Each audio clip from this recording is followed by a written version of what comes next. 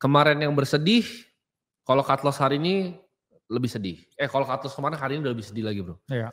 Karena ternyata market bounce back ya. Iya. Jadi karena Jepang rally, Bro. Jadi pagi ini Jepang rally dan kemarin itu krisisnya gue percaya di-trigger sama kondisi di Jepang.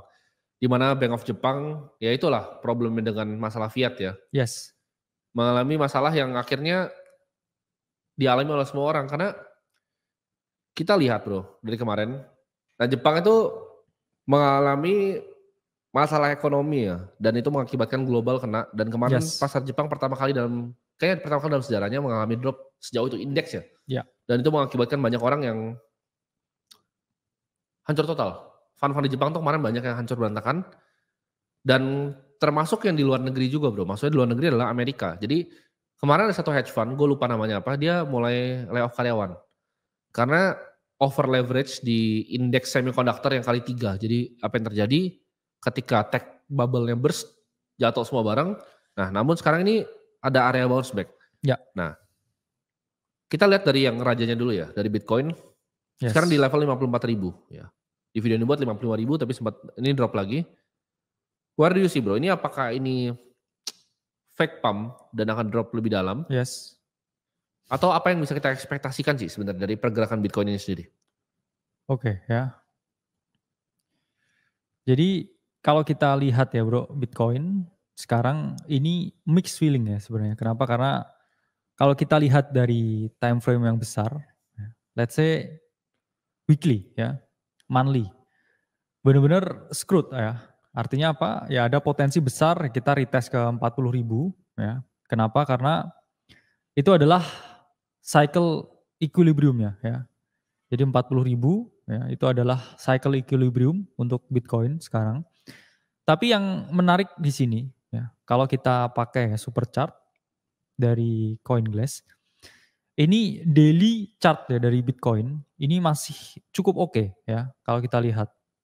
Kenapa? Ya, karena ada formasi ya yang namanya bull flag di sini. Kita ada di lower wedge-nya. Jadi ini kalau sekarang ya kita bouncing dari sini, ya ada potensi kita retest 66.000 lagi, dan ini juga didukung oleh open interest yang mengalami kenaikan. Ya, jadi open interest-nya naik ya, sementara harganya cenderung turun. Ini kita bisa melihat ya, Bro, ada potensi yang namanya bullish divergence ya, karena perbedaan open interest dan juga perbedaan harga. Dan ini kemarin ya spiking volume, the highest volume yang kita lihat di market ya, ini sampai 64 billion ya, ini kalau salah satu checks ya. Yang mana kita lihat kemarin buyer itu step up. Ya, buyer ETF ini step up, dan for the first time ya Ethereum ini inflow, Bro. Jadi Ethereum ini hijau ya for the first time setelah ETF-nya launch. Jadi apakah Bitcoin udah nemuin kakinya ya di 50.000? Ya. Karena kalau ini kita garis ya, 50.000 ini adalah small cluster of demand. Yang besar memang di 40.000 ya sebenarnya. Cuman balik lagi, apakah 50.000 ini bottom dan Ethereum 3.000 bottom? Ya kita juga harus lihat ya ke US stock market ya, karena SPX sebenarnya not looking good so far sekarang. Ya, dan mengalami sebenarnya yang lumayan mirip sama kripto itu bukan S&P tapi Nasdaq ya kalau kita. Ya.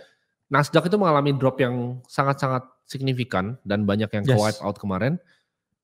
Apakah itu ada korelasi yang menurut lu semakin dekat ke kripto justru? Di mana kripto ini akan, ya ini fake pump sebentar dan tarik lebih jauh ke bawah. Ya. Opsi itu sampai kemana? Kalau lu sebagai analis melihat. Oke, jadi pertama mungkin kita lihat ya, ini Nasdaq ya. Not looking good ya monthly-nya, overextended, dan kalau kita lihat SPX ya juga di sini. Ini hit ya 5.500 kemarin di 1618-nya, dan sekarang di short term ya ini kehilangan dynamic support ya di weekly chart. Ini untuk pertama kali ya, Bro. SPX kehilangan dynamic supportnya di weekly chartnya ini sejak November 2023. Jadi ada potensi penurunan ya SPX ke 5.000 bahkan 4.800, yang mana kalau SPX ini drop ya sampai di bawah 5.000, ya ini Bitcoin masih ada potensi untuk koreksi ya. Karena balik lagi ya, 50.000 kemarin small cluster demand ya, yang gede itu di 40.000, Dan ketika SPX koreksi ya besar kemungkinan ya besar peluang ya Bitcoin juga ikut koreksi. Oke. Untuk Ethereum sendiri, lu bilang tadi ada inflow.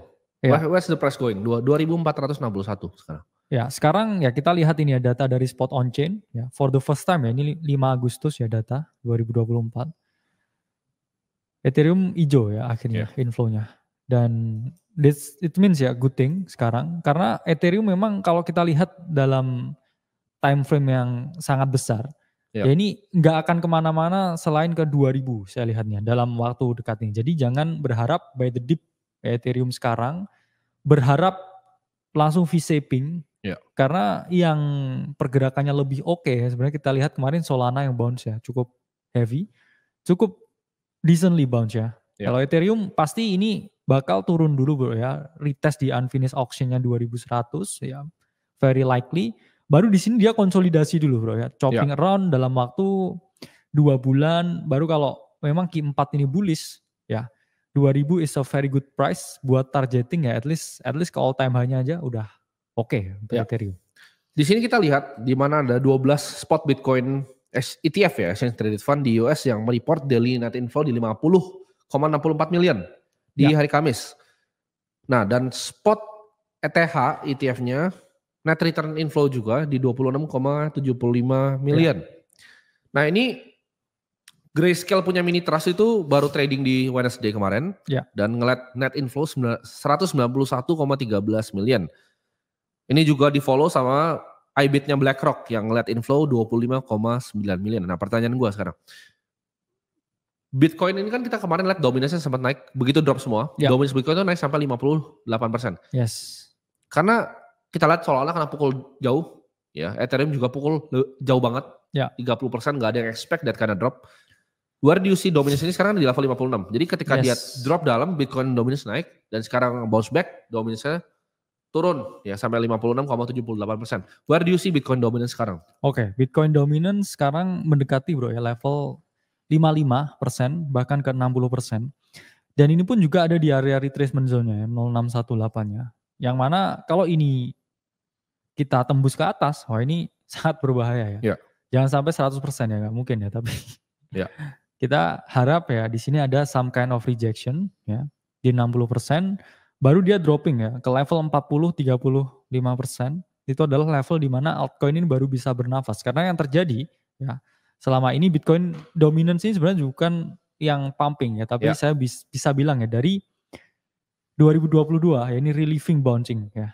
Yang mana setiap cycle itu selalu ada yang namanya introspeksi ya dalam skala yang sangat luas ya. Dimana kita lihat ICO boom ya di 2018, hampir semua orang ini istilahnya berspekulasi gila-gilaan di altcoin, kepukul semua ya, blow off top marketnya, terus tobat lagi ya dominasinya tinggi banget ya.